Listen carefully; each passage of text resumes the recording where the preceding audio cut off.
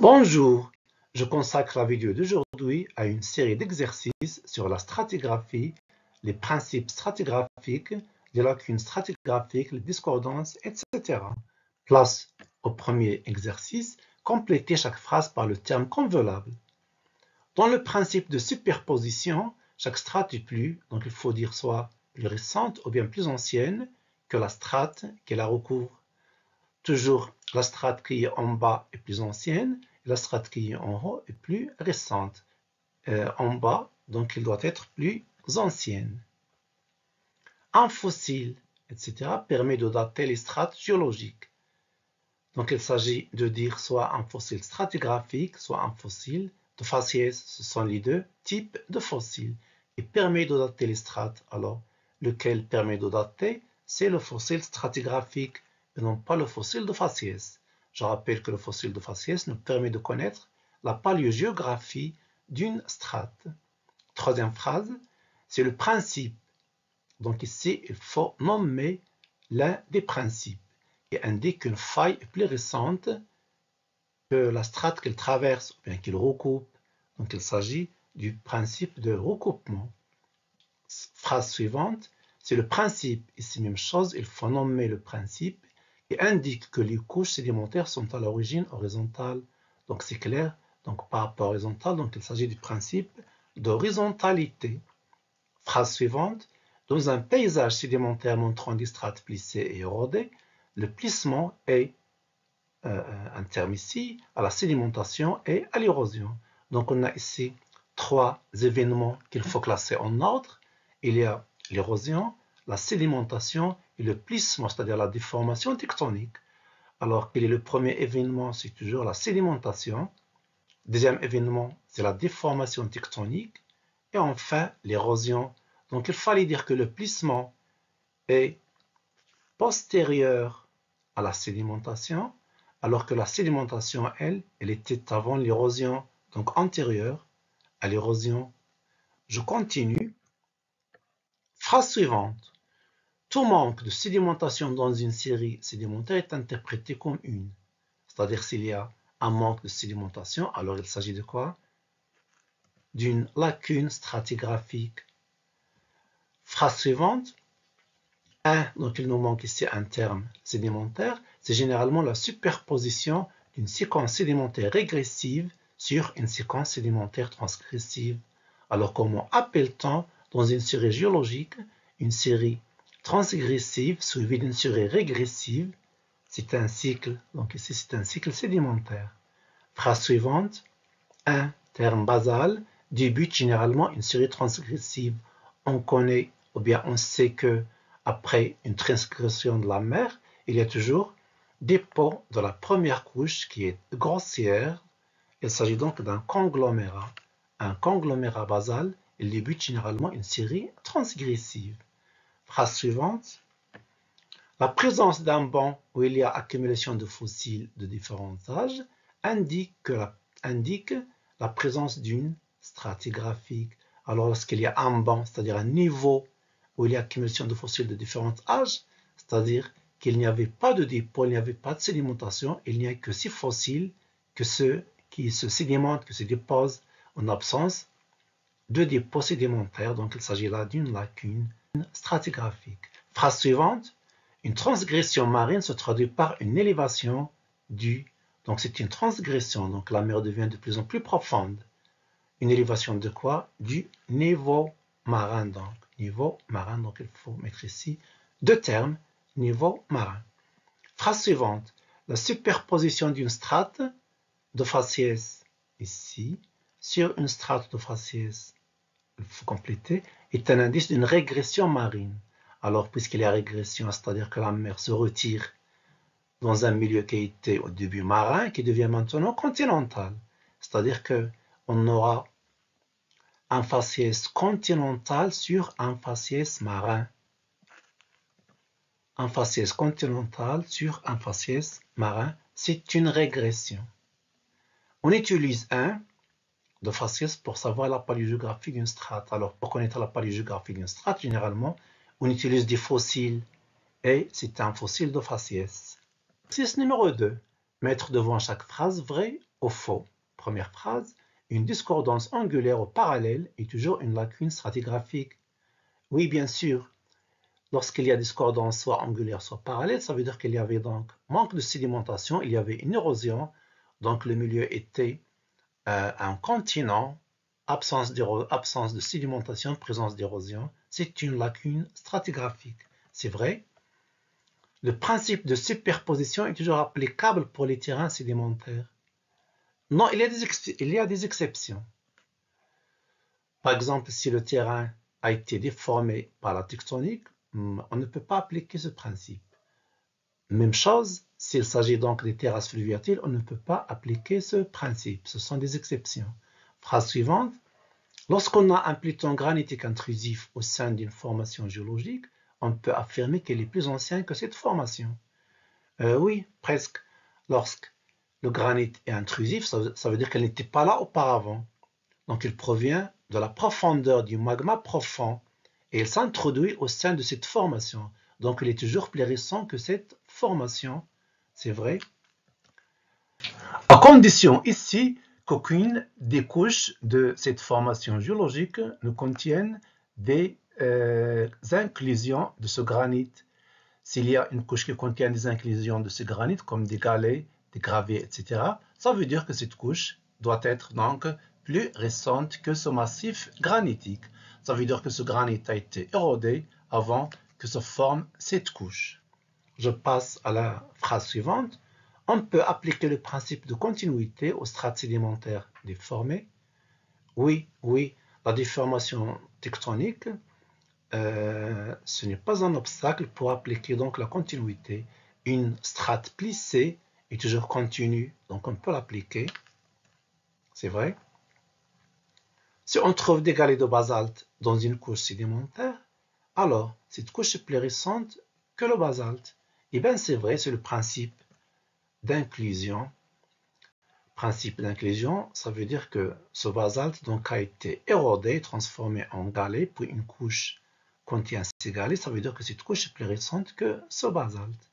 Je continue avec la phrase. Un cycle sédimentaire commence par un conglomérat basal et se termine par un autre conglomérat. En effet, oui, si ce cycle sédimentaire est complet, donc il commence par un conglomérat basal, donc au niveau de son mur, et se termine par un autre conglomérat, on l'appelle un conglomérat terminal au niveau de son toit. Donc c'est une phrase vraie. Dans un cycle sédimentaire, une série sédimentaire transgressive suit dans le temps et l'espace une série sédimentaire régressive. Il s'agit là d'un cycle sédimentaire. On a généralement deux séries superposées l'une sur l'autre. Une série régressive et une série transgressive. Mais quelle est la première? Un cycle commence toujours par une série transgressive. Puis, la série régressive, donc laquelle suit l'autre? Une série sédimentaire transgressive suit dans le temps, eh bien c'est l'inverse. C'est l'inverse, donc c'est une phrase ici fausse. Donc il fallait inverser entre transgressive et régressive. Il fallait dire, dans un cycle sédimentaire, une série sédimentaire régressive suit dans le temps et l'espace une série sédimentaire transgressive. Alors là, c'est une phrase fausse. Si la granulométrie des couches sédimentaires d'origine marine est croissante vers le haut, c'est que la mer se retirait progressivement du continent qu'il recouvrait. En effet, donc, puisque la granulométrie des couches devient de plus en plus grossière vers le haut, ça veut dire que la mer est en train de se retirer, sa profondeur diminue. Donc c'est vrai. La superposition d'une strate de faciès marin sur une strate de faciès continentale est l'indice d'une transgression marine. C'est vrai, puisqu'en bas, on a un faciès continental, puis un faciès marin au-dessus, c'est-à-dire d'un milieu continental vers un milieu marin. Eh bien, c'est une transgression, c'est vrai. On dit qu'il y a discordance parallèle lorsqu'une série sédimentaire transgressive se dépose sur une formation géologique déformée et érodée. Déformée, non. Érodée, oui, parce que la discordance est parallèle. Lorsque la discordance est parallèle, il y a un parallélisme entre les couches sous-jacentes et les couches sous-jacentes. Donc, ça veut dire que les couches en dessous n'ont pas été déformées par la tectonique. Ici, donc, c'est une phrase fausse. Le principe de continuité ne peut pas être appliqué si la strate change de faciès lithologique latéralement. Non, non, c'est faux. On peut l'appliquer. Donc, lorsqu'il s'agit toujours de la même couche, il peut changer de lithologie. Il peut être, par exemple, calcaire dans un endroit, argileuse dans un autre, mais c'est toujours la même couche. Donc, le principe de continuité peut être appliqué, ça veut dire que la phrase elle est fausse. Je passe à l'exercice numéro 3, cochez la bonne réponse. Question numéro 1, bien phrase numéro 1. La présence d'un conglomérat marin dans une série sédimentaire indique que le niveau marin dans ce milieu était. Est-ce qu'il était très haut, ou bien moyen, ou bien très bas, puisqu'il y a un conglomérat. Je répète, le conglomérat, c'est une couche formée par l'accumulation et la consolidation des galets, des graviers, des cailloux. Donc, l'agitation de la mer était forte. Puisque l'agitation de la mer était forte, donc nous étions dans une zone littorale, ça veut dire que le niveau marin était très bas. 2. Le trilobite est un fossile d'un animal marin, oui, qui vivait au cours du Paléozoïque, l'ère primaire. On l'utilise donc comme un fossile stratigraphique, un fossile de faciès, un fossile vivant. Ce n'est pas un fossile vivant. Un fossile vivant appartient à un animal qui n'est pas encore éteint, alors que le trilobite est éteint. Donc, il nous reste les deux premières propositions. Le trilobite est un animal marin, donc c'est déjà, il peut nous indiquer la paléogéographie, mais son utilité est plus importante que ça. Donc, il l'utilise puisqu'il caractérise le paléozoïque, donc c'est un fossile, on l'utilise comme stratigraphique, mieux qu'un fossile de faciès. Je passe à 3. Si un conglomérat contient des galets de granit, alors ce granit est plus ancien que ce conglomérat, plus récent que ce conglomérat, de même âge que ce conglomérat. Donc il faut appliquer ici le principe d'inclusion.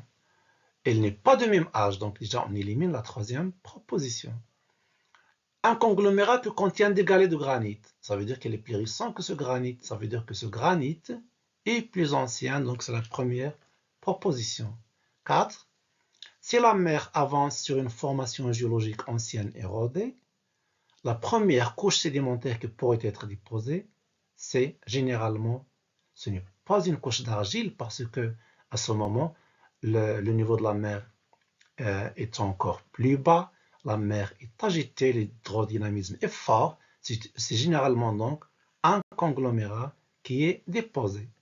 Je continue. Phrase numéro 5. Une régression marine se traduit par la superposition du couches sédimentaires à granulométrie, de plus en plus grossière, de plus en plus fine, ou bien stable. Alors je parle ici, lorsque j'ai dit de plus en plus, ça veut dire du bas vers le haut. Je commence toujours du bas vers le haut. Principe de superposition, du plus ancien vers le plus haut, le plus récent. Alors, une régression marine, ça veut dire que la mer se retire, donc le niveau marin devient de plus en plus faible et la mer devient de plus en plus agitée. Ça veut dire qu'on aura des sédiments qui sont de plus en plus grossiers. Je passe à 6. Les ammonites sont des fossiles stratigraphiques qui caractérisent. Donc ici, ce sont des ammonites. Est-ce que c'est le paléozoïque? Est-ce que c'est le mésozoïque? Est-ce que c'est le cénozoïque? Je vous rappelle donc le paléozoïque, c'est l'ère primaire. Le mésozoïque, c'est l'ère secondaire. Alors que le cénozoïque, c'est une subdivision plus grande qui regroupe l'ère tertiaire et l'ère quaternaire. Les ammonites, elles caractérisent le mésozoïque. C'était donc à l'âge des dinosaures. Je passe à 7. Les dinosaures sont disparus à la fin. Est-ce que c'est de l'ère primaire? Non. Est-ce que c'est à la fin de l'ère secondaire? Oui. De l'ère tertiaire? Non. Ils caractérisent l'ère secondaire. En géochronologie, donc géochronologie, donc la relation avec la datation géologique du globe terrestre et de son histoire, c'est l'histoire géologique. La durée qui correspond à un cycle sédimentaire, c'est Est-ce que c'est un étage, ou bien un système, ou bien une aire? Alors, je vous rappelle que ces trois subdivisions sont en ordre. Donc, la plus petite, c'est l'étage, puis le système, puis l'aire. Le cycle sédimentaire, c'est une unité, donc il correspond à l'étage. 9. En stratigraphie, la datation relative des strates consiste à donner leur âge. Donc, c'est relatif. En millions d'années, non, là, c'est un âge absolu, c'est une datation absolue. Au milliers d'années, non plus, c'est aussi une datation absolue. Par rapport à l'âge d'autres événements, eh bien oui, donc on dit que cette couche est plus récente que l'autre, cette couche est plus ancienne que l'autre, etc. Donc c'est une datation relative. Je continue. 10. En stratigraphie, une formation est un ensemble de couches sédimentaires, de roches sédimentaires, d'alluvions. Donc on peut éliminer déjà les alluvions, on peut éliminer aussi les roches. Donc on parle ici de couches. En stratigraphie, on n'étudie que les couches. Donc en stratigraphie, une formation est un ensemble de couches sédimentaires. 11. Un hard ground, surface durcie, est interprété comme: est-ce qu'une absence de sédimentation, ou bien une surface d'érosion, ou bien une discordance? Non, ce n'est pas une discordance, parce que généralement, il ne montre pas une surface d'érosion. Voilà, j'élimine aussi donc la surface d'érosion. Il me reste une absence de sédimentation qui a permis donc l'accumulation des minéraux qui ont provoqué donc cette surface durcie. Donc c'est une absence de sédimentation. 12. Une régression marine peut être due à un abaissement du niveau du continent. Une régression. Non, s'il y avait un abaissement du continent, eh bien la mer avancera de plus en plus, donc c'est une transgression. Un abaissement du niveau marin, c'est possible. Une élévation du niveau marin, c'est faux. Donc c'est un abaissement du niveau marin. 13. Un chercheur trouve dans une couche datée du Mésozoïque un trilobite associé à des ammonites. Il va conclure que les trilobites vivaient encore au secondaire. Donc là, il va penser faire une découverte majeure. Les ammonites sont des fossiles stratigraphiques du Paléozoïque. Et ça aussi va donc casser le dogme de la paléontologie selon lequel les ammonites caractérisent le secondaire. Ou bien, est-ce qu'il y avait un remaniement des trilobites dans cette couche? Regardez, donc je vous rappelle, ces deux fossiles ils sont très importants, il faut les connaître. Les trilobites caractérisent le Paléozoïque. Les ammonites caractérisent le Mésozoïque. On ne peut pas trouver les ammonites dans un terrain paléozoïque. Et on ne peut pas trouver des trilobites dans des couches qui ont été déposées ou bien formées au Mésozoïque. Mais le chercheur a fait cette découverte. Alors comment est-ce qu'il va expliquer la présence d'un trilobite dans des couches à ammonites du secondaire? Est-ce qu'il va dire que les trilobites vivaient encore au secondaire? Non. Non, non, il ne peut pas dire ça parce que tout le monde sait que les trilobites caractérisent le Paléozoïque. Est-ce qu'il peut dire que les ammonites sont des fossiles stratigraphiques du Paléozoïque? Non, il ne peut pas le dire. Alors la seule explication, c'est qu'il y avait un remaniement des trilobites dans cette couche, c'est-à-dire que peut-être que l'érosion a érodé un trilobite à partir d'une couche du Paléozoïque, elle a été déposée de nouveau dans une couche qui a été formée au secondaire, c'est-à-dire au Mésozoïque. Donc j'opte pour la troisième proposition. Je continue, je passe donc à une phrase ou bien à la suggestion suivante, 14. Une crise biologique en histoire géologique, c'est une apogée d'espèces ou groupes d'êtres vivants, une migration massive de groupes d'animaux ou d'autres continents, ou bien une extinction massive de groupes d'êtres vivants. Des crises biologiques, donc il y en a plusieurs dans l'histoire géologique, il y en a au moins 5 grandes crises biologiques. Donc il ne s'agit pas de l'apogée d'espèces, non, c'est le contraire. L'apogée, ça veut dire donc une propagation de ces espèces animales ou végétales et leur multiplication, non. Migration non plus. Alors, une crise biologique, c'est une extinction massive du groupe d'êtres vivants comme celle qui a été donc survenue à la fin du secondaire, qui a provoqué l'extinction des dinosaures, l'extinction des ammonites, l'extinction des bélemnites et d'autres espèces animales et végétales. Donc j'opte pour l'extinction. 15. La première ère en géochronologie, c'est le précambrien, l'ère primaire au paléozoïque, le quaternaire. Alors je vous rappelle donc le classement ou bien l'ordre chronologique de ces ères. Je vous rappelle donc qu'il y a 4 ères principales. Les ères géologiques sont 4 principales ères. Donc je vais commencer de la plus ancienne ère, c'est le précambrien, suivi du paléozoïque, c'est-à-dire l'ère primaire, mésozoïque, l'ère secondaire, et le cénozoïque qui regroupe donc l'ère tertiaire et l'ère quaternaire. Et les voilà. C'est comme s'il y a en tout 5 ères. Le précambrien, le paléozoïque, le mésozoïque, le tertiaire et le quaternaire. Nous sommes actuellement donc au niveau du quaternaire caractérisé par l'apparition de l'homme. Alors donc ici c'est clair que la première ère c'est le précambrien. Donc je choisis la première proposition. Je continue. 16. Dans les phosphates marocains, les géologues ont découvert d'innombrables fossiles, des milliers de dents de requins et des dizaines de squelettes de mosasaures. Ce sont des reptiles marins qui ont vécu au Maastrichtien, au Crétacé supérieur. Dans ce cas, on va considérer les dents de requin comme des fossiles stratigraphiques, de même que les squelettes de mosasaures.